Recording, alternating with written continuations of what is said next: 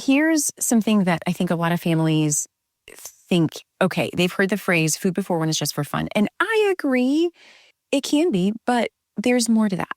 Okay, so we need to put a pause and talk about the actual nutrition part here. Welcome to the Nutrition for the Early Years podcast with Dr. Liz, your guilt-free guidance for feeding your family. This podcast is for folks who are craving better nutrition for their kids, but are tired of the whiplash of nutrition claims and diet culture influence. You're reading labels, paying attention to ingredients, but you still doubt yourself, and for good reason. Food goes deep, and often we fear making costly mistakes that as parents we hope to prevent. If you're ready to explore the ins and outs of your child's actual nutrition needs and nourish the whole child from the inside out, hang with me, Dr. Liz Daniels. I'm a board-certified pediatrician plus registered dietitian, and we're going to dig deep into real-deal nutrition science, honest talk about barriers to health, and real stories that I help address. So let's dig in. Hey, everybody. Thank you so much for joining me today on Nutrition for the Early Years. You guys, today is an episode that I think you'll need to come back to. Okay. If you have a baby and they're getting close to being ready for solids, or you're going to be having another baby, or you know a friend who's having a baby, or say you're a healthcare worker and you're learning how to take care of kids and you want to give some great advice for families who are starting solids, this is like a foundational episode for you. Today, we are going to get into the stage before we actually start solids. So normally I'm having conversations like this at my 4-month well visits with my families, and I love these conversations. Like, I think infant feeding is one of the most fun experiences because it's a new way of bonding. You maybe got to breastfeed and it was awesome, or maybe you didn't. And like being able to feed your baby, there's just something really sacred about it. It is so fun and beautiful. It can be stressful, but I think it's really one of my favorite memories of having my own babies. And I can't wait for the day sometime when we get to have grandchildren or being able to share this with others. I really enjoyed doing this with my niece. It's so much fun. So my hope is that after today, you're done listening to this podcast and you feel like, I can do this and it's going to be awesome. Like, that's my goal. Okay. So we have a lot to talk about, and this is a long podcast, so apologies ahead of time. But again, it is chock full of super good stuff. In my conversations, sometimes even like I'll have a baby who's having trouble sleeping, or having family that's asking them like, are you going to talk to your doctor? Because I think they're ready. And I'll hear things like, oh, just put cereal in the bottle so they sleep, or skip the purées so that they're not picky, or baby led weaning is great, but they're going to choke, or like, how do you prevent an allergy? And what can I do before to help prevent food allergies? There's a lot of curiosity around this topic. And I think, in the last decade, there's of course a lot of influencers, some with some great knowledge and some who have just a lot of maybe experience. And it can get kind of confusing.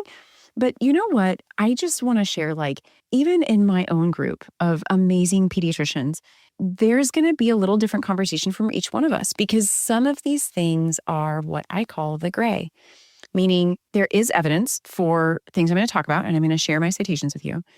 And then there's stuff that, in my experience, both as a pediatrician, dietitian, mom, all of that influences how I guide my families.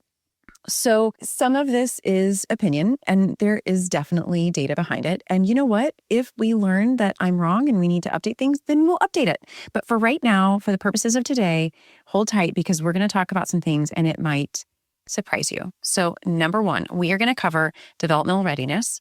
We're going to talk about nutritional needs at 4 to 6 months. There will be a subsequent episode on 6 to 9 months and then 9 to 12 months for feeding, because those are actually quite different stages. We're also going to talk about milk intake, like breast milk versus formula intake, how much they need, nutrients like iron, zinc, vitamin D. We're going to talk about rice cereal. We're going to talk about allergen introduction and the LEAP trial, and where are we at now and what do I recommend. We're going to talk about water and some cups. We're going to talk about purées versus baby-led weaning. And we're going to talk about how to prepare your baby for eating right now, even if they're not ready. Okay, here we go. All right. So The first thing I like to look at, again, pretending we're at a 4-month well visit, is our developmental milestones. And actually, I love to encourage tummy time from day one. Day one, like on a flat surface, day one. I think it's really, really valuable. I am not advocating for sleeping on our belly. I'm talking about tummy time, which you can start very early. And the later we start tummy time, the slower this process, everything else is a chain reaction that follows after it. So the slower we'll have achievement of some of those developmental goals. So I tend to encourage tummy time from day one. And yes, we're talking about solids here, but it starts with really good tummy time because being on our bellies for a good amount of time really enables good head control, holding the posterior chain of muscles along the paraspinals, really giving the neck good range of motion. I like to see that we're turning our heads from side to side at 1 month. At 2 months, we're getting a little more extension on the back. And that by the time we're 4 months, we are doing a really good job holding ourselves up in a Superman position, like on our belly. Our arms can go straight out. We can kind of wiggle them around and you'll see them sort of like, it's a pre-crawling movement where they sort of look like they're flat on their belly, but their arms and their legs are kind of twisting in different directions.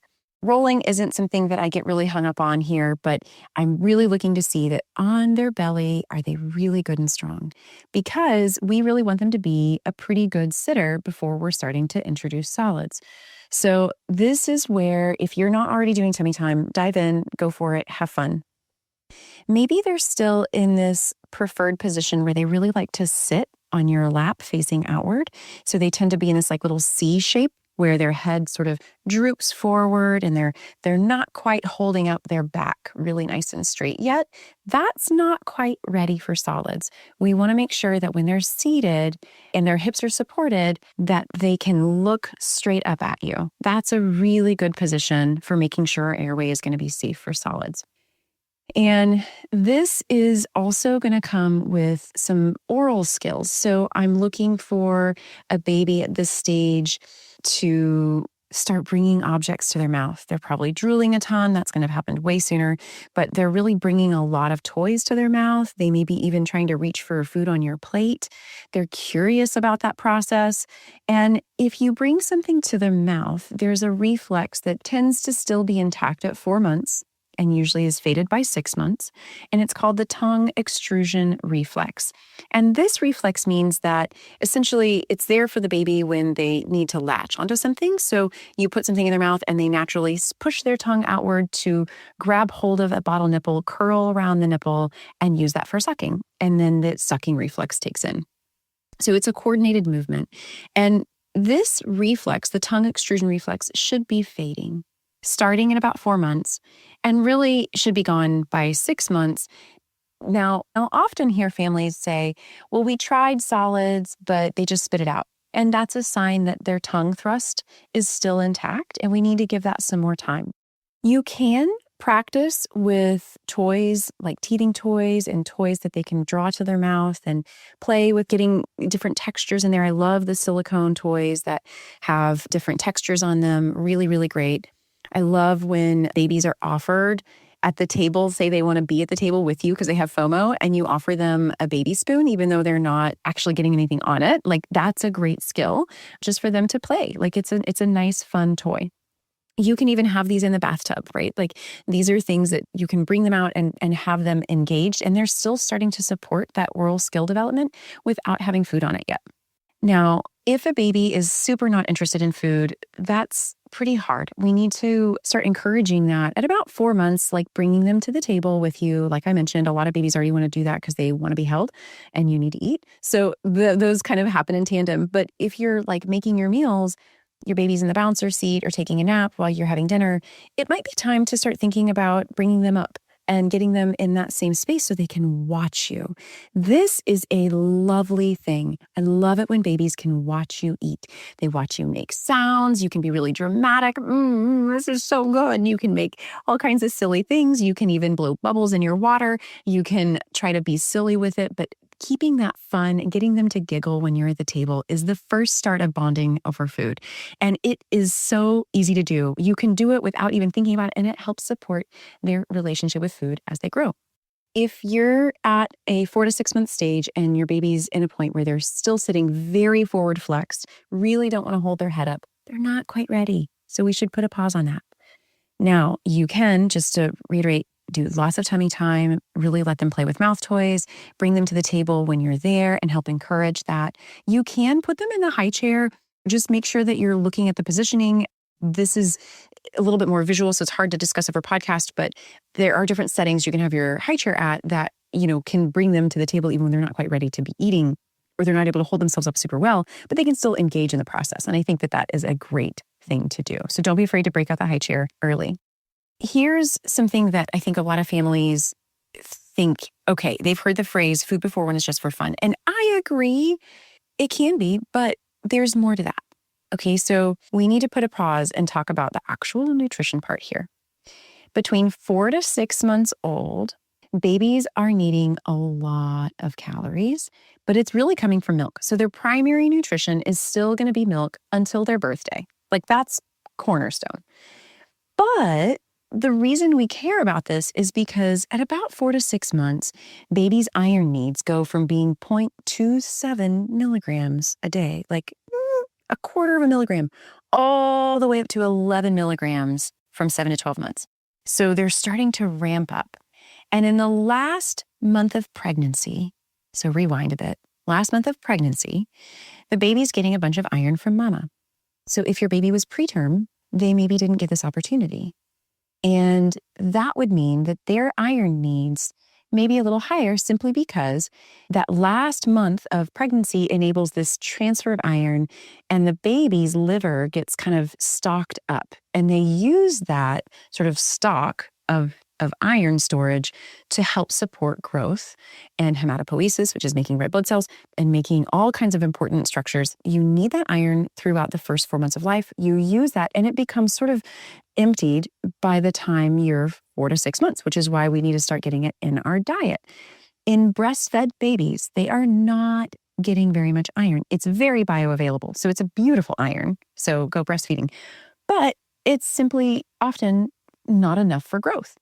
So if you're exclusively breastfeeding your baby and you're planning to make it to a year, I'm going to speak to you for just a minute and I'm going to tell you your route for introducing solids should probably look a little bit more focused than a baby who is on formula. And I say that because formula actually meets the iron needs for babies. And so in entirety, all the way through their first year of life. So at a year, when I'm looking and screening for iron deficiency anemia, I'm really probably not going to be seeing that in a formula-fed baby. It's really rare for me to see that.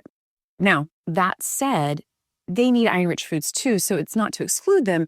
I just simply like to really hammer home that like, if you're in that category, and I breastfed my babies, and then I did baby-led weaning before it was cool because I was rogue and I loved food and I was like, we're going to do this and it's going to be fun. And it was great. But in full disclosure, I definitely had an anemic 1-year-old. So learning from that experience, I shifted in my subsequent children, and it shifts how I talk about this with you.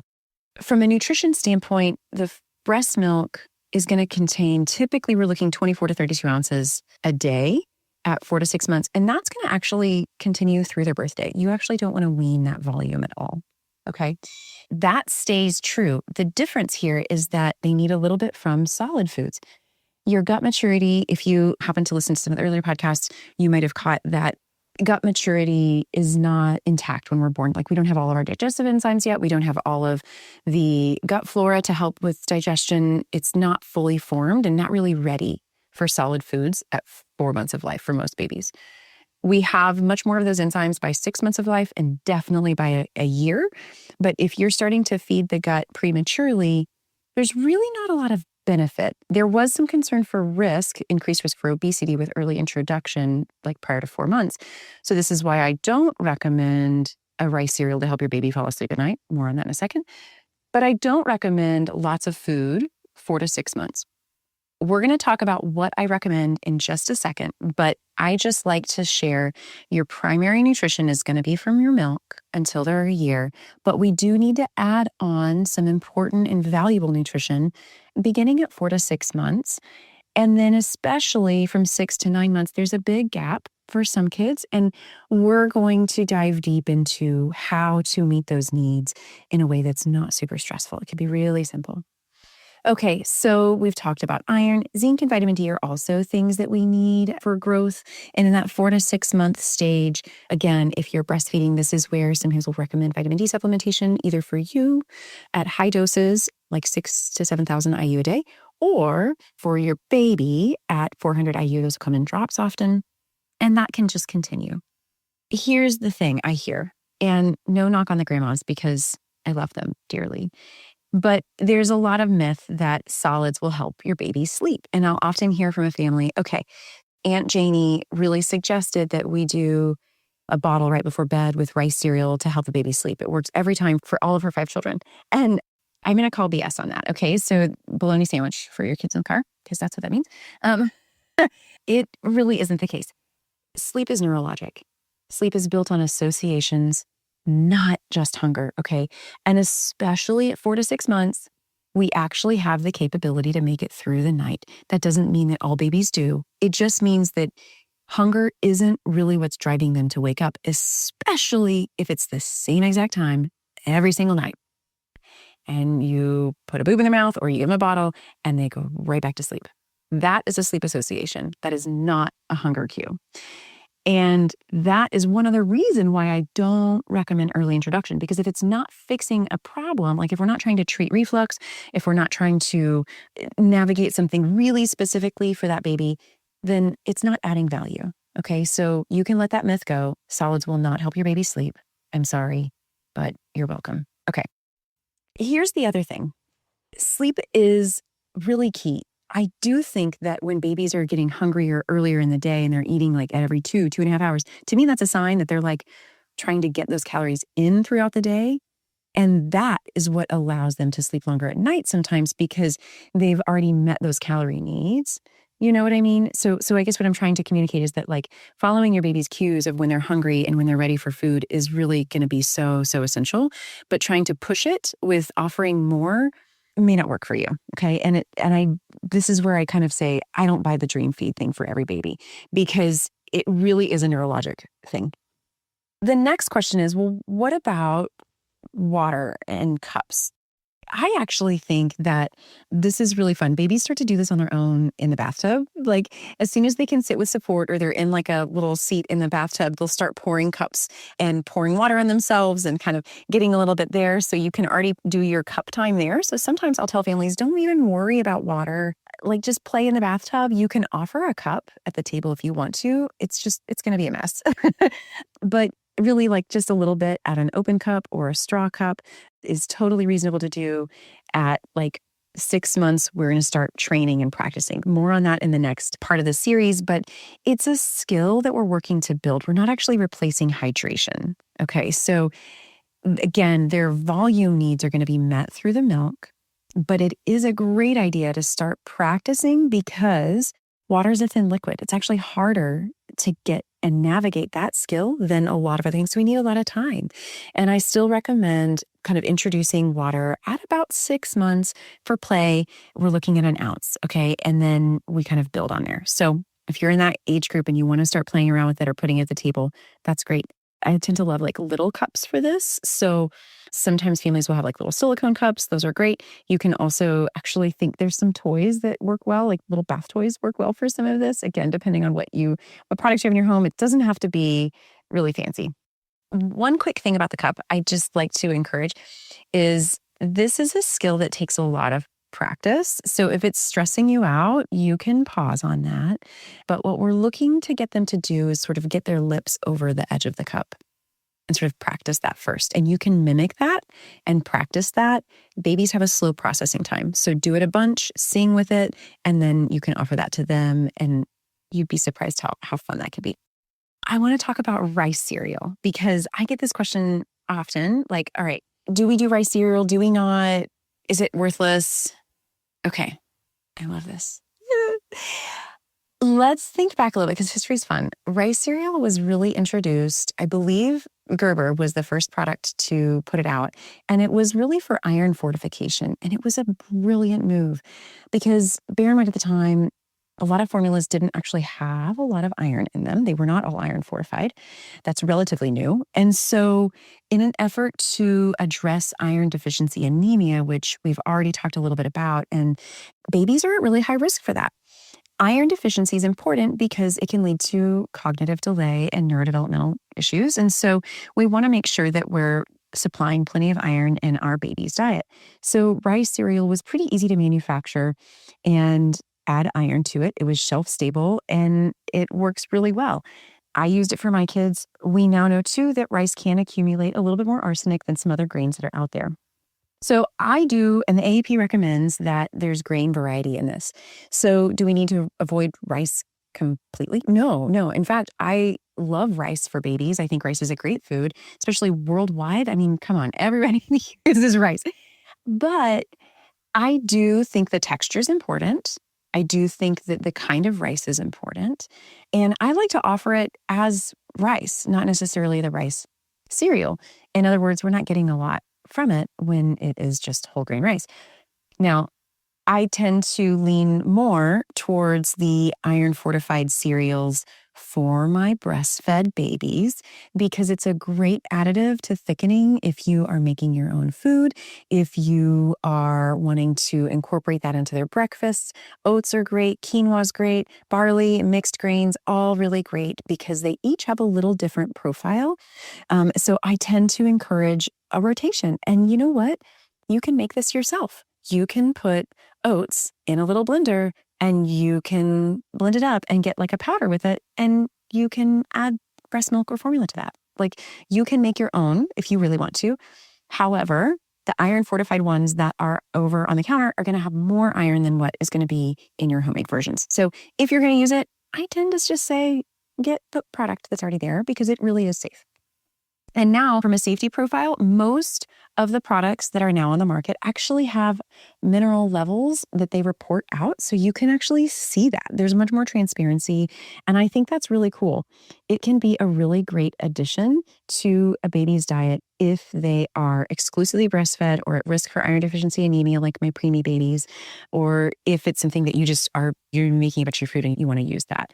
I used it for my children at times. It wasn't my primary source, but it certainly is an option. It's not totally dead. Okay. Now let's talk about baby-led weaning versus purees. So you got this baby who is sitting up pretty well. They're holding their head up beautifully. Their tongue thrust is starting to fade. They are excited and interested in the table, and you can't eat a meal without them pulling that tray or that food towards them. So this is what I want to say about this. I love baby-led weaning, okay? Like, I really do. I also really like purees, and I am in the pro whatever you need to do camp. What I mean, and really where I would land is typically a combo. Most of my families that I'm seeing do a little bit of both, and there's a really good reason for this. So in a 2026 review, which I'll put in the show notes, baby-led weaning they looked at choking risk. And this is not the first one. There's been multiple studies that looked at choking risk. And actually, it was pretty interesting. It did not increase risk for choking. And I think if it's done well, doesn't necessarily increase risk for iron deficiency or any other nutritional gaps. But I do think that if you're going to do baby-led weaning exclusively, I would recommend really spending time to nerd out and make sure that you are able to get exposure to enough of the nutrients that your baby needs, because some babies really are slower in developing some of those oral skills, and that can cause a gap. So this is a one-on-one, each person makes their own call on this kind of thing. But as a general rule, I love baby-led weaning. Interestingly, there is some observational studies that show that babies who have kind of gone through baby-led weaning tend to have lower food fussiness, a little bit greater satiety responsiveness, meaning they listen to their body a little bit better, and the families seem to know what that looks like. They tend to have lower free sugar intake and about 73% more veggies that are offered at 6 to 10 months, which is pretty interesting. That said, I still think that there is a place for purees for most babies. I mean, let's be real. There's real life. You're going to go out to eat at a restaurant and maybe need to offer a pouch with it, or pureed foods, or grandma's house, or maybe your kid's going to be fed at daycare and you don't feel comfortable with the daycare providers watching how they're doing on it, or you want to be the one to supervise those exposures. That's okay. I think that's where most of my families tend to live, is this sort of, we're going to add purees there, but we really want to give them oral skill practice. And I think that's beautiful. It can be done really, really well. So I like that feature. This is all about, what I like families to know is baby-led weaning really is about that skill development. And it is a great way for you to see what your baby's really capable of, because if you don't offer it to them and watch them, then you don't really know. And I think that parents are actually much more, once you get over the initial fears, you're much more equipped to manage choking behaviors or gagging behaviors because you know what your baby can do. And that is really empowering. So I like that. Side note here, in terms of like purees, when people offer purees, I do want families to know that it takes time. So typically when we're introducing spoon feeding skills, like with purees, it can take a good month, 6 weeks for babies to get really good at consolidating that spoon feeding. And this is why I like practicing at that early stage when you're not actually introducing the food, like 4 to 6 months, you're not introducing the food yet, but you can start playing with spoons. You can model that. You can practice some of that. You can put them in the high chair with the spoon to play with, and they can tap things around with it. Or even if you wanted to put a little bit of yogurt out there and let them play around with it and draw and paint with it, that's totally fine. Those are fun things to do. Now, it really does matter that by the time, no matter what's going on, that at least by 8 to 9 months, we are exposing to more textures. So again, more on that in another episode. But I do think it's really a fun way to blend both. If you are needing resources for choking and you want to get that down, I am happy to put that also in the show notes, a great resource for how to handle infant Heimlich maneuver if you need it. Going on. Hope you're sticking with me. So I want to just paint the picture here a little bit. Like, you're at the table. You've been having your baby come to the table for meals from time to time. They seem interested and you're ready. You're like, okay, is it go time? Let's go. You put them in their seat. You want to make sure that their feet are supported and that they're able to sort of be in a good seated position, nice and upright. We don't want them leaning back really far. We don't want them leaning forward really far. So kind of 90-degree position from their waist up. I love to offer them spoons, different ones. I think this is fun to have different types of spoons and different mashing tools. Forks are great, but the spoons that have sort of the open grid in them are also really handy. A lot of families like to use the mesh trainers. I am comfortable with a lot of those things. It's all about practice and they're all different tools. So I think it's great to offer them. And then again, model it is really, really helpful. You should be modeling how to eat with a spoon, and then you can give them a preloaded spoon and see what they do with it. It's really fun. This is also a great opportunity you can even video it and share it with family and friends, and then look back on it and realize, oh gosh, in a month from now, you'll see so much more progress with your baby. And that's really empowering too. Just know that this is really messy. I think most parents get that, right? But if you don't have a dog and it's summertime, bring your high chair outside and eat outside because it's messy. You can hose down the deck. It is definitely wild, especially the more autonomy a baby gets, the wilder they get. And it can be really helpful. If they're consistently throwing food down, they're not interested. If they're just flinging it around because their hands are going wild and it's kind of soupy, that's okay. But it should be a lot of fun. I also love food as a toy. So large sticks of celery or a mango pit, things that are really big. So I'm going to talk a little bit about how I like to offer that. So now they're ready and you're having fun and it's a big mess. What should we do first? This is where I'm going to tell you what I do, and you are welcome to talk to your pediatrician. They may agree or have a little different take on it. This is a little bit of the full disclosure. I read the literature and then I practice. Okay.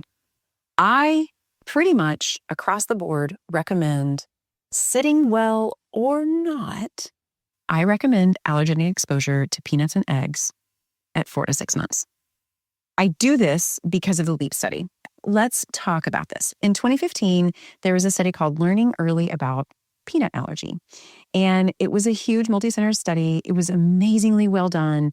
And they were able to demonstrate that early introduction of peanuts to high-risk infants, which I'll define, reduced their risk for allergy by over 80%. You guys, this is like a landmark study and one of the most, in my opinion, canonical studies that we have in the world of infant feeding. Like, it is landmark. It is a big deal. And I remember when it came out and I was like really excited for this. I had already done it with my own kid. Well, before the study was out, because I was like, I think it was an accident at first. And then I actually started looking into other cultures and I was like, oh, well, I'm going to be fine.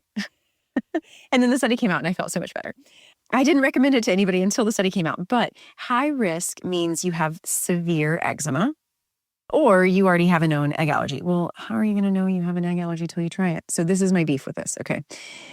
In this particular study, these were babies who had a family history, had risk stratification, and they knew that they were going to be at higher risk for potentially developing a peanut allergy. And they introduced early and frequent, and these rates for peanut allergy were dramatically decreased. And then it held out. Like, they even took these kids off of peanuts and like avoided peanuts for a long time. And then by 5, they were still tolerant to it, which is super cool. So I think this study is really, really neat. What they did was offer 2 teaspoons of peanut butter per session, which is like kind of a lot, or 21 pieces of Bamba puffs, which is like a little protein puff. And then this then led to the recommendation, which now currently they'll say, if you're high risk, then we want you to introduce at 4 to 6 months. If you're not high risk, then introduce at 6 months with the rest of your foods. And I take a little bit different lean on this simply because our high risk category is something that as pediatricians, we decide. Like, if you're a patient in my office, we're going to decide if you have severe eczema or not. And we actually don't know if you have an egg allergy or not, but your family history and other risk factors can play into this, right? And so the thing here that's interesting is actually, we also now know too that your risk for peanut allergy may be a little higher simply from the eczema component more than your family history. Your family history does weigh in. And I mean, in immediate family, so not a cousin, like a mom or dad or sibling, if one of them have a peanut allergy, your risk is a little bit higher for having a peanut allergy.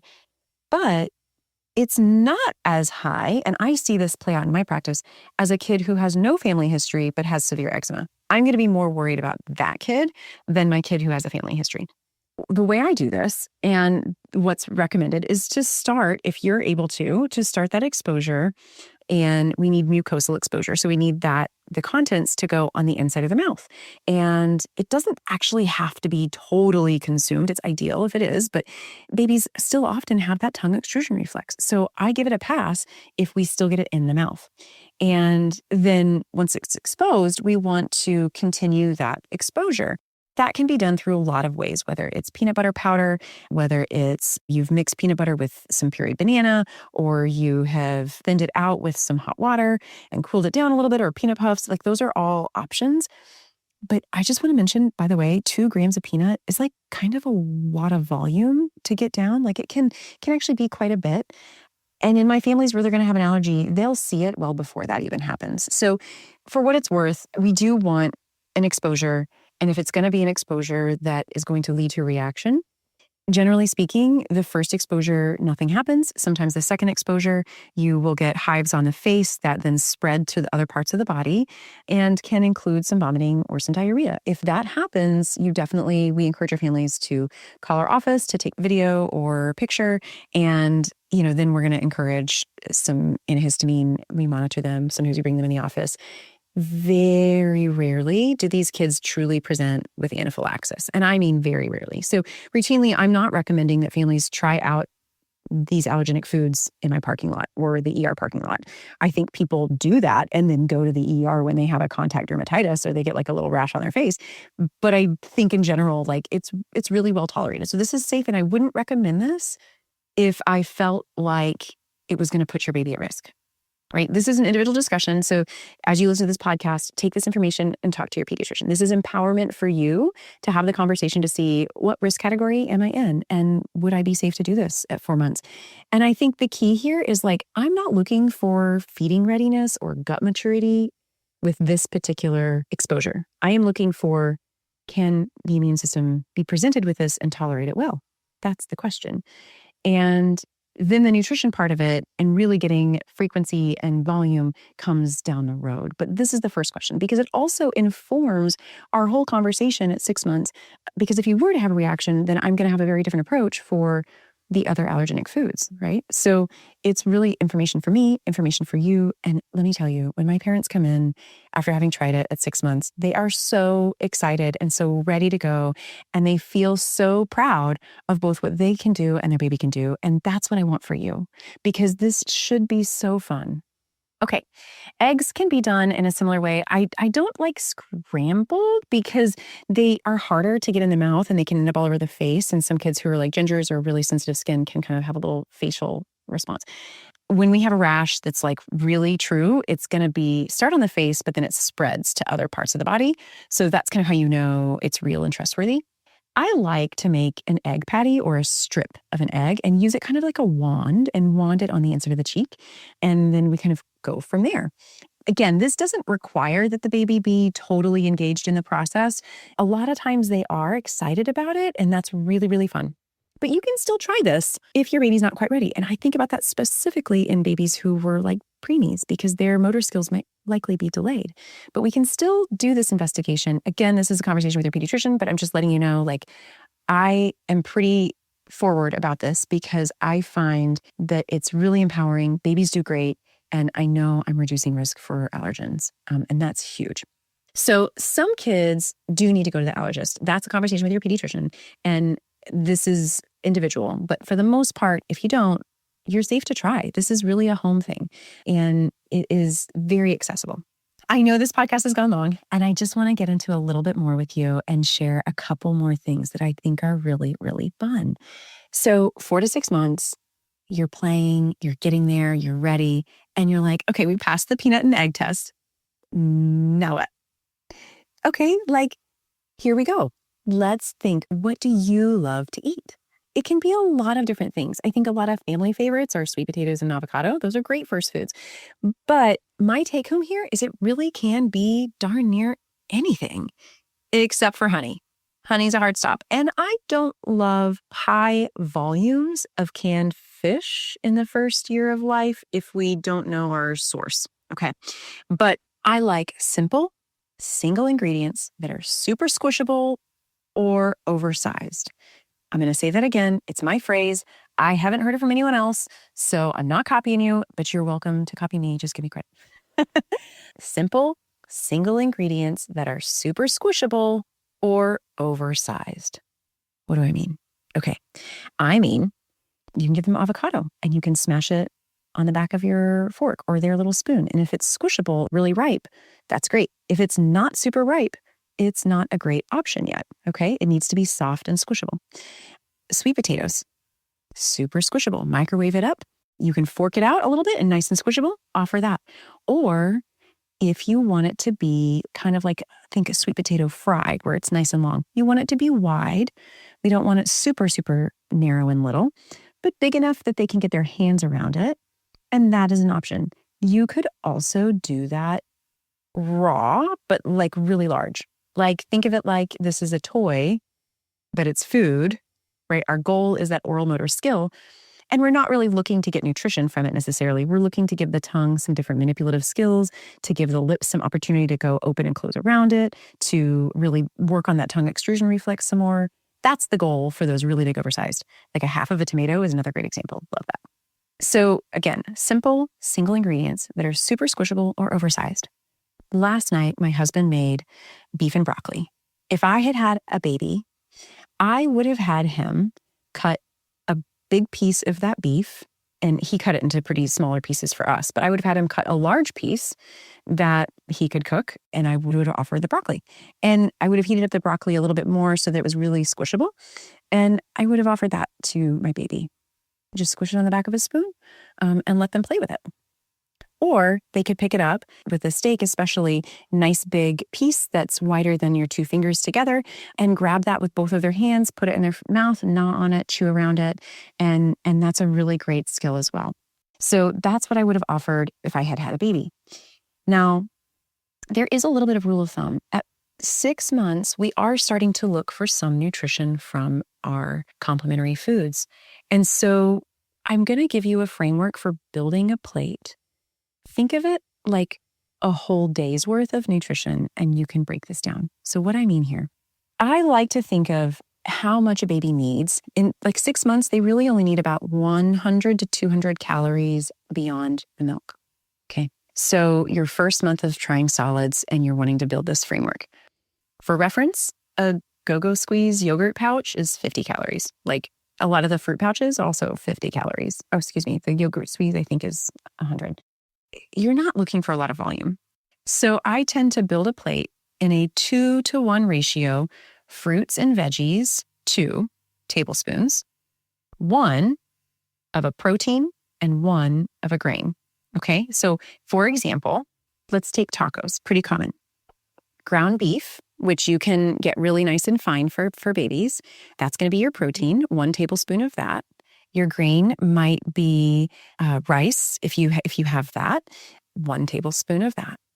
And your fruit and veggie, you can have a large tomato wedge that they play with. Plus, you could offer them some black beans that are smashed on the back of a spoon. A tablespoon of each of those. Interestingly, beans count as a vegetable for babies. Or you could do mango puree. So you had a mango salsa and you wanted to add some of that. You wanted some fruit in there too. So if you're building a plate in a full 24 hours, a 6-month-old really only needs about 4 tablespoons of fruit, 4 tablespoons of vegetable, 2 tablespoons of protein, and 2 of grain in a full day. Okay. So what this looks like is if you made a single plate and portion this out. You don't have to, but there are like serving size trays and stuff like that you can use, but tablespoons really work well. So if you're building this for daycare or things like that, you can just offer them 2 different containers. 1 is your fruit and veg mix and 1 is your protein or grain mix. And you do a tablespoon of fruit, a tablespoon of veg, a half a tablespoon of protein, and a half a tablespoon of grain for your lunch. And then at dinner, same thing. You can repeat that. It really can be simplified. Like here's another example, a tablespoon of scrambled egg and 2 tablespoons of sweet potato. That can be a meal. And then the next meal, you can offer them a tablespoon of yogurt. And they're probably going to want more, but a tablespoon of yogurt and a tablespoon of mashed banana or green peas. And you can add those. Like there's lots of different combinations here. But what I want to simplify for you is when you're introducing your first foods, it can be in the puree form that's already prepackaged and ready to go. Those are definitely a safe option. But if you are like me and you wanted to make your own food, you can take pretty much anything that you're offering for dinner and build a plate for a baby. Just remember really small servings. Like if you're going to offer something, just do a tablespoon on their plate. See how it goes. It is ideal to offer different varieties of things. So we want to add a lot to that. And there was an old rule for a long time of, the same food for 3 days to make sure there's no reaction. I don't live by that, and I don't think there's any good evidence for it. So I tend to recommend diversity is great. And so I just tend to offer a lot of variety in the beginning, and I don't really hold back because if there was evidence to tell me that that was really the safest option, I would do that. I, on the contrary, find that a diverse diet is actually a better way to go. It provides more texture, it provides more exposure, more opportunity, more gut flora development, and I think it's a really fun way to live. So I tend to go in that camp. Closing together, we've talked about a lot of things. We talked about readiness. We've talked about some math and the actual nutrition your baby needs in this stage. Talked a little bit about cups and water, rice cereal, baby-led weaning versus purées, allergen introduction, and what a sample plate could look like for you. So I hope this has been fun. I hope it's been really informative and can serve as a foundational resource for you as you're starting to introduce solids. It's so beautiful and so fun. Take a lot of pictures. Enjoy the process. Don't be afraid of going out to eat. Just avoid the honey. No marinades. I'm going to say that again. And if you need that resource, again, the choking resource is going to be in the show notes, along with the LEAP trial and the baby-led weaning resource. I think there's a lot of great resources out there. I'm not the only one. So explore, have fun. But if you have questions, reach out. I'm happy to help you. If this is helpful for you and if you find this kind of content really resonating, please share it with a friend. I would really love that. And if you could leave a rating review, it really does help this podcast grow to reach more families who are looking for real nutrition evidence for their babies and toddlers that can be supportive without the noise. Thanks so much for listening. I'll see you guys next week.